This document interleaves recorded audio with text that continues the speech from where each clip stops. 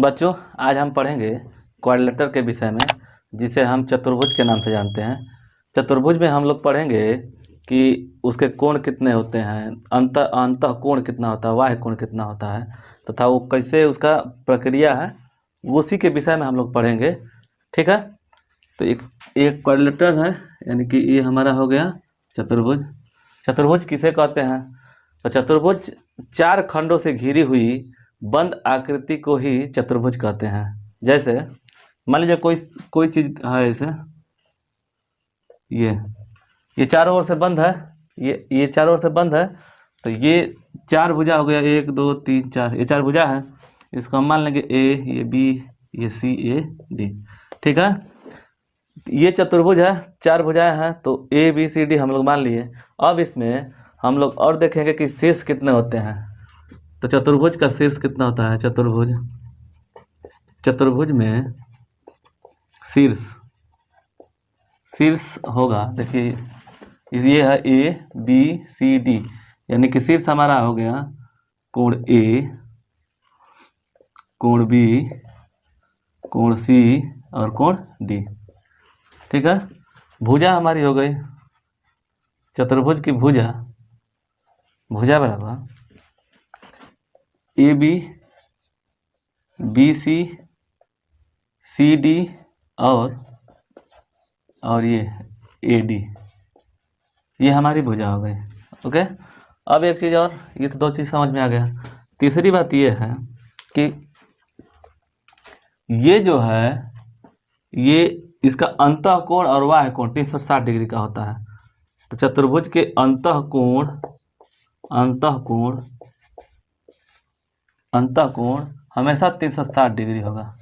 जैसे देख लीजिए, ये अंतः कोण है, ये वाला, ये और ये चारों मिला करके 360 डिग्री का होगा, ये अंदर का।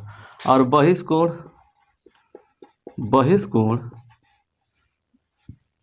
बहिष्कोण ये भी 360 का होता है, 360 डिग्री का। कैसे? ये देखिए,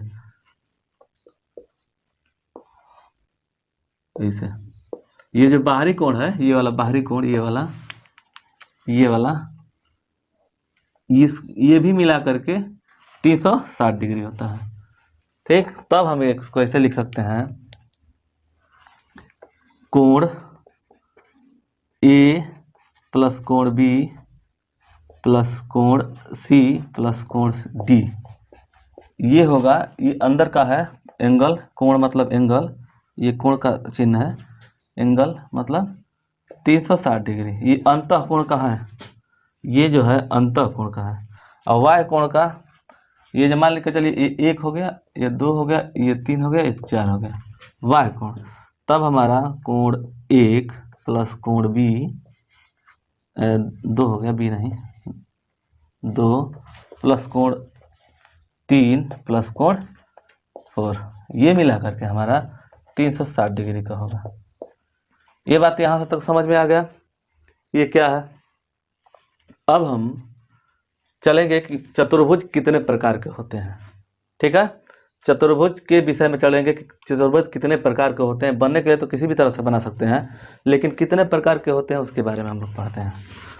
ओके, तब हमारा चतुर्भुज 3-4 प्रकार के होते हैं और उनको अलग अलग तरीके से हम लोग पढ़ेंगे।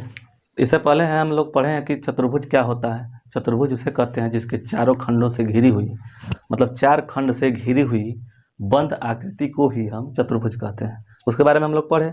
अब दूसरा पढ़ते हैं कि चतुर्भुज कितने प्रकार के होते हैं। ठीक है, तो चतुर्भुज जो होता है, ये देखो चतुर्भुज होता है, इसको हम देखिए यहाँ पे लिखे हुए हैं, तो ऐसे देख लीजिए, समानता चतुर्भुज। क्यों हम एक साथ में रख रहे हैं आयत और समानता चतुर्भुज को, ये आगे डिस्कशन में पता चल जाएगा। ये हो गया वर्ग, इसके साथ हम लोग सम चतुर्भुज रखेंगे, चतुर्भुज। और एक हो गया समलंब चतुर्भुज, समलंब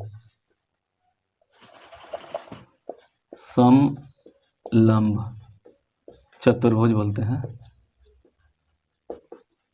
यही पांचों चीज, मतलब ये एक हो गया, 2 3 4 5, इसी को विषय में हम लोग पढ़ेंगे। तो सबसे पहले हम लोग इसको पढ़ते हैं कि ये समांतर चतुर्भुज आयत होता क्या है, ठीक है। तब आगे बढ़ते हैं और इसमें से ये पहला पढ़ते हैं। ये देखिए ये वाला समांतर चतुर्भुज, समांतर चतुर्भुज,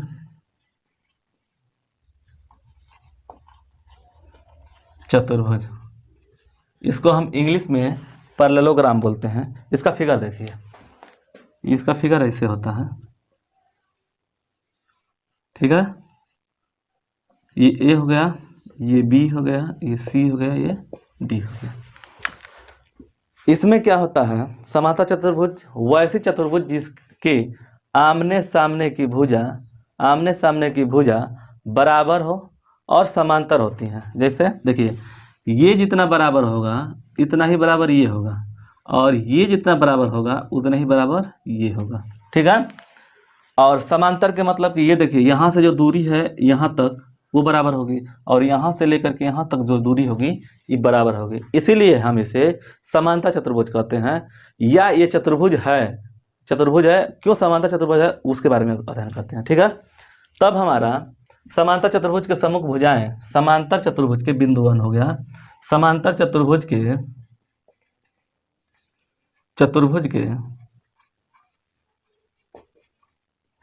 इसके समांतर चतुर्भुज के भुजाएं, सम्मुख जो भुजाएं होती हैं, सम्मुख भुजाएं, ये जो सम्मुख मतलब ये आमने सामने की भुजाएं बराबर, सम्मुख भुजाएं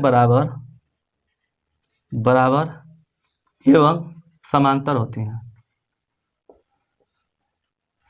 समांतर होती हैं। कैसे, ये देख लीजिए, अभी बताए हैं। देखिए, समांतर चतुर्भुज की सम्मुख भुजाएं, ये जो भुजा है और ये जो भुजा है ये बराबर होंगे, और ये जो भुजा है और ये जो भुजा है ये दोनों बराबर होंगी। ये बराबर हो गया सम्मुख भुजाएं, ठीक है। और कह रहा है कि समांतर होती हैं, तो समांतर मतलब यही जो बताए हैं कि यहाँ से यहाँ तक जो बराबर होगा और यहाँ से लेकर के यहाँ तक यही बराबर होता है। तब हम इसको ऐसे लिख सकते हैं, देखिए इसको हम ऐसे लिख सकते हैं कि ए बी, ये मतलब ए बी बराबर होगा किसके, डी सी के, और दूसरा हो गया ए डी बराबर हो गया बी सी के, ठीक है। यहां तक समझ में आ गया। अब हम समांतर चतुर्भुज के सम्मुख कोण बताएंगे। ये जो कोण होता है, दूसरा बिंदु हो गया समांतर, इसके सम्मुख कोण, सम्मुख जो कोण होता है, एंगल बोलते हैं इसे। इसको देखिए, ये जो भुजाएं होगी, ये जितना भुजा होगा कोण उतना ही ये भी होगा, और जितना ये होगा उतना ये होगा। तब हम इसको लिख सकते हैं, कोण ए बराबर कोण सी, कोण ए बराबर कोण सी, और दूसरा हो गया कोण बी बराबर कोण डी, कोण डी। ये भी समझ में आ गया। कहने का इसका मतलब कि सम्मुख मतलब आमने सामने की, तो आमने सामने के कोण ए और कोण सी, तो कोण ए और कोण सी बराबर होंगे, और कोण बी और कोण डी ये भी बराबर होंगे, ओके। अब हम लोग इसके विकर्ण के बारे में समझेंगे। तीसरा बिंदु है, ये विकर्ण जो होता है, देखिए ये विकर्ण जो होता है, इस समांतर चतुर्भुज का विकर्ण जो होता है, एक बड़ा होता है एक छोटा होता है। ये जो होगा ये छोटा होगा और ये बड़ा होगा, ठीक है। तब इसका हम ऐसे लग सकते हैं कि इसका सूत्र होगा कि विकर्ण, ये जो विकर्ण है इसका आधा ए ओ होगा और ए ओ के बराबर ओ सी होगा। वो कैसे, देखिए 1/2 ए सी बराबर, ये दो ए सी है, इसके बराबर इसका आधा ए ओ होगा, और इसके बराबर ए ओ के बराबर मैंने इतने के बराबर ओ सी होगा। दूसरा इस कोण विकर्ण को ले लीजिए, ये विकर्ण जो होगा 1/2 बी डी बराबर बी ओ, ये जो बराबर होंगे डी ओ, डी ओ, मतलब ये दोनों बराबर होंगे किसके, इनके आसन्न कोण संपूरक होते हैं। जो ये जो आसन्न कोण होता है, आसन्न कोण संपूरक होता है, संपूरक होता है। कैसे देख लीजिए, ये जो होगा ऊपर उठाता है, ऊपर लिखते हैं, ये जो आसन्न जो कोण होंगे, जो आसन्न कोण होंगे ये वाला, ये सब संपूरक होंगे। मतलब संपूरक मतलब 180 डिग्री। कैसे? ये आसन्न कोण का मतलब ये होता है कि ये जो भुजा बना हुआ है यहाँ से यहाँ तक, ये जो भुजा जा रहा है और ये जा रहा है, इसी दोनों का योग जो होगा, मतलब ये वाला और ये वाला, चाहे ये वाला चाहे ये वाला, इनका योग 180 होगा। तब हम इसको कोण ए प्लस कोण बी बराबर कितना 180 डिग्री, फिर कोण बी प्लस कोण सी बराबर 180 डिग्री, और कोण सी प्लस कोण डी बराबर 180 डिग्री, और कोण डी प्लस कोण ए बराबर 180 डिग्री। यहाँ तक समझ में आ गया? ये देखिए कैसे हो रहा है, ये कोण और ये कोण मिलाएंगे तो हमारा 180 हो जाएगा। कारण क्या है, क्यों होगा? इसका अंतः कोण जो होगा, इससे पहले हम बताए हैं कि अंतः कोण जो होगा चतुर्भुज का अंतः कोण 360 होगा, और बाहरी भी, बाहर मतलब ये बाह्य कोण जो होगा, ये जो बाहरी कोण है यहाँ पे वो भी 360 का होगा। तो अंतः कोण जब 360 हो रहा है तो 4 गो में 4 से 2 हमको निकाल लेंगे तो 180 का हो जाएगा। तो मतलब जैसे 360 इसको मान लिए, ठीक, तो जब हम 2 को निकालेंगे तो आधा होगा ना 180, और इन दोनों को जोड़ेंगे तो 180 होगा। चाहे ये दोनों 180 होगा तो ये भी 180 होगा। तो इसीलिए 180 जो है ये आ रहा है, ये 180 उसी के वजह से आ रहा है। ओके, अब हम पढ़ेंगे इसके बाद से, ये फिगर रहने देते हैं, इसको बताते हैं कि समांतर चतुर्भुज है। समांतर चतुर्भुज, समांतर चतुर्भुज। अब हम लोग पढ़ेंगे आयत के विषय में, जिसे हम रेक्टेंगल के नाम से जानते हैं। आयत मतलब रेक्टेंगल, आयत, आयत बराबर रेक्टेंगल। रेक्टेंगल कैसा होता है? ये देखिए आयत का फिगर, ये जो होगा ऐसे सीधा होगा। इन दोनों को मेरा पढ़ाने का मकसद ये था कि इनका परिभाषा सेम है। कारण वैसा चतुर्भुज जिसकी आमने सामने की भुजा बराबर और समांतर होती हैं। इन दोनों में यही है कि ये देखिए, ये दोनों सामने वाली भुजा बराबर है, ये दोनों सामने वाली भुजा। उसी तरह से ये भुजा और ये भुजा बराबर है, और ये भुजा और ये भुजा बराबर है, और समांतर भी है। देखिए इतना जो दूरी है यहाँ पे, उतने ही दूरी यहाँ पे भी है, और जो यहाँ पे दूरी है वही दूरी यहाँ पे भी है। तब हम इसको ऐसे लिख सकते हैं कि ए बी बराबर होगा डी सी के, तब इसकी भुजाएं बराबर होंगी, समांतर होगी भुजाएं, भुजाएं बराबर, ठीक है। ए बी बराबर होगा किसके? डी सी के, डी सी। दूसरा होगा, दूसरी भुजा मतलब ये वाला बी डी, बी सी बराबर होगा ए डी के। यहाँ तक समझ में आ गया? इसके बराबर ये होगा, इसके बराबर ये जो ए डी होगा इसी के बराबर होगा, और जो ये जो है ए बी डी सी के बराबर होगा, ठीक है। और एक और चीज़ इसमें, ये चीज़ एक बात जान लीजिए कि जो आयत है वो समांतर चतुर्भुज है। ये जो आयत है ये समांतर चतुर्भुज है, लेकिन इसका जो प्रत्येक जो अंतर है, मतलब चतुर्भुज है, समांतर चतुर्भुज आयत नहीं होता है। जैसे देखिए ये जो भुजाएं आमने सामने की बराबर होने के बावजूद भी ये जो है समांतर चतुर्भुज आयत नहीं बन सकता है, लेकिन आयत एक चतुर्भुज है। ओके, कैसे है कि 4 भुजा होने के बाद भी ये आयत जो है समांतर चतुर्भुज नहीं है, और समांतर चतुर्भुज होने के बाद भी ये आयत नहीं है। कारण ये है कि इन दोनों में अंतर है। ओके, और विकर्ण की बात हो गई तो विकर्ण देखिए,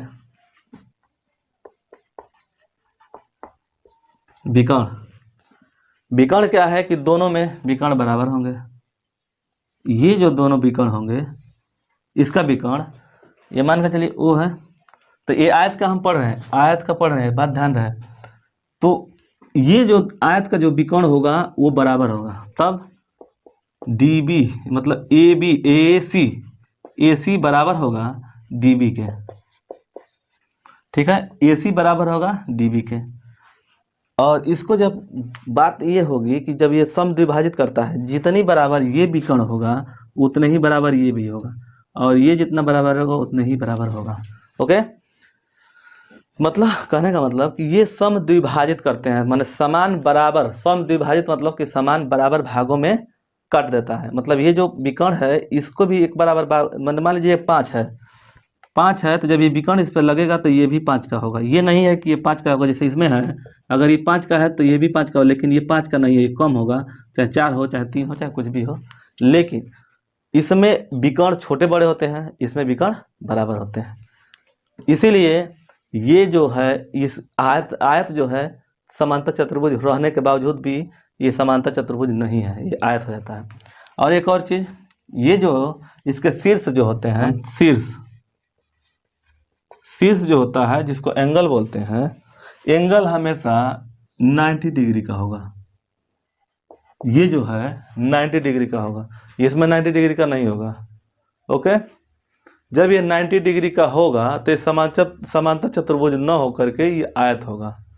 ओके, यहाँ तक तो हम लोगों को समझ में आ गया कि ये इन दोनों का प्रॉपर्टी सेम है। थोड़ा सा अंतर ये है कि ये जो विकर्ण होते हैं इसमें एक विकर्ण छोटा और एक विकर्ण बड़ा होता है, और इसमें आयत में एक विकर्ण, दोनों विकर्ण बराबर होते हैं। भले ये दोनों समद्विभाजित करते हैं एक दूसरे को, लेकिन इसका विकर्ण छोटा बड़ा होता है, इसका विकर्ण बराबर होता है। इसीलिए ये जो आयत है समांतर चतुर्भुज होने के बावजूद भी आयत है। कारण एक और है, ये 90 डिग्री का एक कोण बनता है, जो एंगल बनता है वो 90 डिग्री का बनता है, इसमें 90 डिग्री का नहीं बनता है। यही दोनों में अंतर है। इसीलिए हम रिलेट कराकर पढ़ाए, समझाए कि ये समांतर चतुर्भुज का देखिए सब कुछ सेम रहने के बावजूद भी थोड़ा सा ये एंगल चेंज हो जा रहा है, तो इसका विकर्ण भी अंतर हो जाएगा इन दोनों में। ठीक है, यही दोनों में अंतर है, सिर्फ यही दोनों अंतर है। इसी की वजह से इसको हम आयत बोलते हैं, और इसमें विकर्ण अंतर है तो इसको समांतर चतुर्भुज के नाम से जानते हैं। ठीक है, अब हम लोग पढ़ेंगे आगे वर्ग और समचतुर्भुज के विषय में। ठीक है, पढ़ेंगे 9th क्लास का एक क्वेश्चन है, 9th क्लास का मैथ का क्वेश्चन है। उसमें क्वेश्चन में दिया है एक क्वाड्रिलेटरल है, उनका रेशियो, मतलब क्वाड्रिलेटरल का जो रेशियो का अनुपात है एंगल का, एंगल मतलब कोण का जो रेशियो है 3:5:9:13 में है। तो वो पूछ रहा है कि हर एक एंगल कितना होगा, कोई भी एंगल कितना होगा, एनी एंगल मतलब कोई। तब देखिए यहाँ पे क्वेश्चन आ रहा होगा, उस क्वेश्चन को ध्यान दीजिएगा, वही यही चीज़ लिखा है जो हम बता रहे हैं।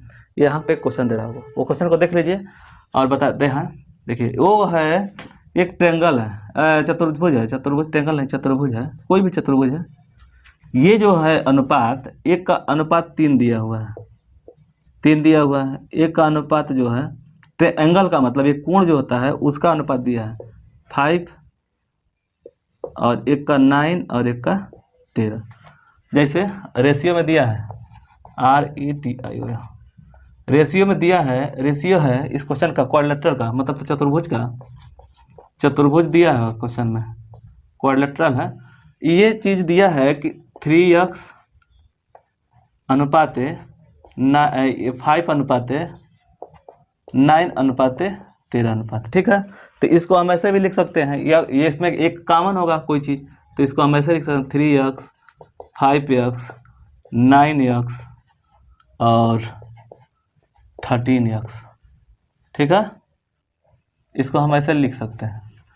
तब ये पूछ रहा है कि ये इसका हर एक एंगल, कोई भी एंगल कितने डिग्री का होगा, कितने कोण होंगे, मतलब कितने अंश का कोण होंगे। ठीक है, तब हम एक चीज़, इससे पहले हम वीडियो में बताए हैं आप लोगों को कि कोई भी क्वाड्रिलेटर हो, 4 खंडों से घिरी हुई आकृति, बंद आकृति को ही हम चतुर्भुज कहते हैं या क्वाड्रिलेटर कहते हैं। और ये जो अंतः कोण है, ये जो कोण होता है 360 डिग्री का होता है, जो अंदर का जो कोण होता है ये 360 डिग्री का होता है। ठीक है, ये जो होता है 360 डिग्री का होता है। और वाह में भी जो बाहरी जो कोण होते हैं, जैसे ये कोण है, ये भी कोण जो होता है ये भी 360 का होता है। क्वाड्रिलेटर की मतलब चतुर्भुज की बात हो रही है। जब चतुर्भुज में अंतः कोण 360 का हो रहा है, तो हम इसी को ये जो जोड़ कर देंगे, योग करके 360 कर देंगे, तब हो जाएगा मेरा एंगल, यानी एंगल हो जाएगा 3x plus 5x plus 9x plus 13x बराबर कितना 360 डिग्री। बात समझ रहे हैं। ये जो चारों जो कोण है ये 360 डिग्री के बराबर है और अनुपात में दे दिया है, तो कैसे फिर निकालेंगे। तब हमारा ये इसको योग करेंगे 5 3 8 9 8 17 और 13 30x बराबर 360 डिग्री। ठीक है। जब ये 360 डिग्री होगा तब इसे कटाएंगे तो हो जाएगा 12। तब x बराबर 12 डिग्री। अब हम हर एक में यही रख देंगे तब हमारा उत्तर हो जाएगा। ये तो उत्तर हम लगा ही रहे हैं। इसका होगा 3 गुणे 12 जो x का मान है इस पर रख देंगे तो 12 यानी कितना हो गया 36 डिग्री। फिर दूसरा हो गया इस पर रख देंगे 5x पे, 5x इंटू 12 बराबर हो गया 60। 12 के जगह x के जगह पे 12 रख देंगे तो 12 25 60। ठीक है। अब 9x मतलब कि 9 गुणे 12 बराबर 12 9 108 और 13 गुणे 12 बराबर 13 दाम 130 156 डिग्री 156 डिग्री। इन तीनों को जो चारों को जोड़ेंगे तो 360 हो जाएगा। देखिए कैसे 6 6 12 8 20 और 5 5 और 8 5 13 2 5 6 5 11 12 13 3 16 को 6 हासिल 1 और 1 1 2 1 3 360। इसका मतलब कि हमारा आंसर सही है। ठीक है। एक एंगल होगा 3x एंगल होगा, ये होगा 36 डिग्री। ठीक है। दूसरा होगा 60 डिग्री और तीसरा होगा 108 डिग्री और चौथा होगा 156 डिग्री। ठीक है। यही हमारा उत्तर होगा। इसको ध्यान से देख लीजिएगा। फिर एक बार और बता दे रहे हैं। कोई भी क्वाड्रिलेटरल हो, 4 खंडों से घिरी हुई बंद आकृति को ही हम क्वाड्रिलेटरल या चतुर्भुज कहते हैं। और चतुर्भुज के जितने भी अंदर एंगल होंगे वो 360 डिग्री का होगा। ठीक है। तो पूछ रहा है कि रेशियो में दिया है कि 3x या 5x या 9x या 13x, ये चारों का एंगल क्या होगा, ये जो चतुर्भुज है उसका एंगल क्या होगा। ठीक है। तब हम इसको 3x 5x 9x 13x इन चारों को योग करके हम बराबर में रखेंगे 360 डिग्री, ऐसे कि 360 डिग्री का होता है। तब हम x का मान जो मेरा है वो x का मान हो गया 12। ठीक है। जब 12 आ गया तो हम हर एक जगह पे x में यहाँ पे 12 का गुणा करेंगे तो हमारा ये एंगल आ गया। ठीक है। और जोड़ लीजिए, अगर गलत होगा, इसमें से कोई भी एंगल गलत होगा तो 360 नहीं आएगा इनको जोड़ने के बाद। तो ये 360 आ भी जा रहा है, तो यही हमारा आंसर होगा। ओके। ठीक है। मिलते हैं अगले वीडियो में। ओके। धन्यवाद।